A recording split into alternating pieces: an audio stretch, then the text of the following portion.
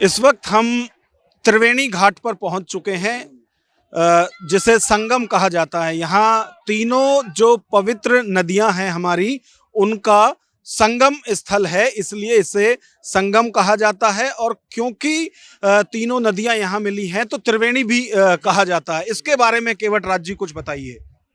Sir जी, अभी जैसा कि आप देख रहे हैं, इस समय हम लोग त्रिवेणी संगम में हैं। ठीक है, यहाँ देखिए बहुत से ढेर नावें लगी हैं। इसको घाट बोला जाता है। यहीं पे दूर दराज से यात्री आके संगम में पुण्य की डुबकी लगाते हैं। हाँ, स्नान करने के बाद फिर वो अपने वापस रिटर्न घर को जाते हैं। कुछ यहाँ पिंडदान या इस तरह का भी अभी कुंभ के दौरान भी कुछ होगा क्या? होता है सर, जिनको अपने पितरों के नाम से श्राद्ध पिंड करना होता है तो यहाँ पर लोग पिंडदान भी आके करते हैं। और जिनको यहाँ स्नान करना हो उसके लिए भी नाव से ही व्यवस्था है? जी सर, जैसा कि आप सामने देख रहे हैं, इस समय कुंभ मेले की वजह से ये प्रशासन के द्वारा ये जेटी लगाया गया है। हाँ, इसी जेटी पर लोग उतर कर स्नान करते हैं। ये सामने चेंजिंग रूम बना है माताएं बहने के लिए, उसके अंदर चेंजिंग रूम है। वहाँ पर जाके अपना वो स्नान करने के बाद अपना कपड़े चेंज करते हैं।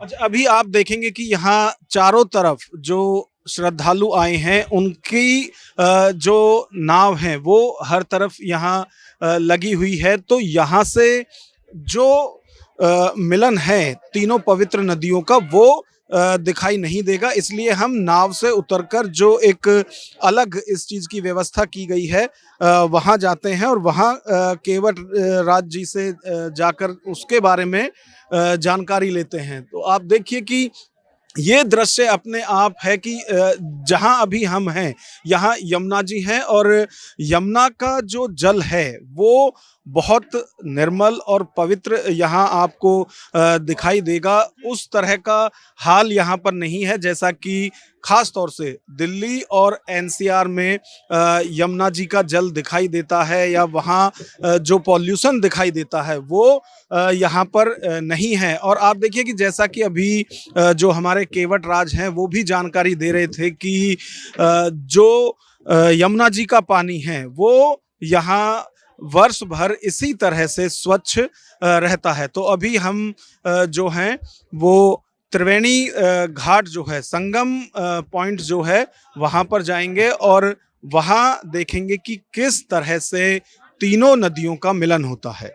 अब हम त्रिवेणी संगम पॉइंट पर आ चुके हैं। आप मेरे एक तरफ देखेंगे, इधर देखेंगे तो ये गंगा जी हैं और गंगा का जो निर्मल जल है वो यहाँ पर दिखाई दे रहा है। लोग आस्था की जो डुबकी हैं वो भी यहाँ लगा रहे हैं। वहीं मेरे दूसरी तरफ यदि आप देखेंगे तो वहाँ से वो यमुना जी जो हैं उनका जल है। तो ये वो पॉइंट है जहाँ पर यमुना और गंगा का मिलन होता है। लेकिन जैसा कि केवट राज जी भी बता रहे थे कि जो सरस्वती माता हैं वो नहीं दिखती हैं नदी के तौर पर, तो वो यहाँ कहाँ पर दिखाई देती हैं?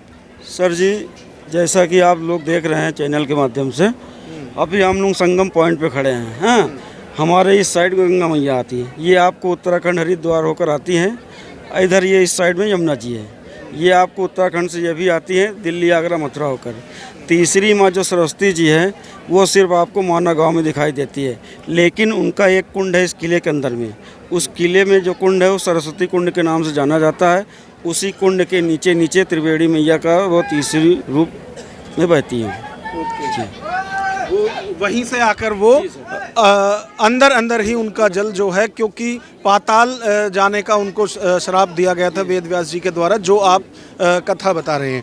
आइए अब यहाँ देखते हैं जो लोग अपने पितरों के पिंडदान करते हैं या दूसरी तरह के जो अनुष्ठान हैं वो यहाँ पर करते हैं। तो उसके लिए जो यहाँ पर पंडित जी हैं, इन पंडित जी के बारे में ज़रा परिचय दें। क्या इनको कहा जाता है? जी, ये हमारे प्रयागराज के तीर्थ पुरोहित हैं।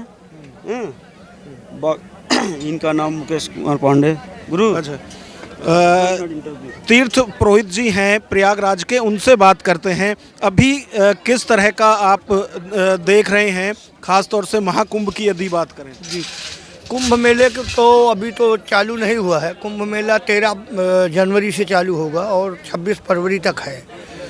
तो कुंभ मेले का स्नान का महत्व होता है यहाँ त्रिवेणी संगम पर, और आस्था की डुबकी लोग लगाते हैं। करोड़ों श्रद्धालु आएंगे यहाँ, स्नान करेंगे, दान दक्षिणा पूजा पाठ अपना करते हैं। हम लोग तीर्थ पुरोहित यहाँ पूजा पाठ कराते हैं, श्राद्ध वगैरह भी, गंगा पूजा वगैरह भी, और भी पूजा कराते हैं।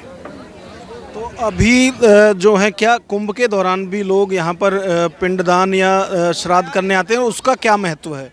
पिंडदान तो आत्मा शांति के लिए, माता पिता के पितरों को आत्मा शांति के लिए यहाँ पिंडदान करते हैं लोग। पिंडदान यहाँ हमेशा होता है, 12 महीना होता है, और प्रतिदिन हजारों लाखों श्रद्धालु आते हैं। पिंडदान, माता पिता का श्राद्ध वगैरह सभी करते हैं प्रतिदिन। बिल्कुल, तो जो तीर्थ पुरोहित हैं वो यहाँ पर जानकारी दे रहे हैं कि जो लोग अपने पितरों का पिंडदान या श्राद्ध कर्म करना चाहते हैं वो ना सिर्फ 12 महीने आते हैं, बल्कि जो महाकुंभ होता है उसमें उसका महत्व और ज़्यादा बढ़ जाता है। त्रिवेणी घाट से कैमरामैन विवेक के साथ नागेंद्र भाटी, न्यूज़ वॉच भारत।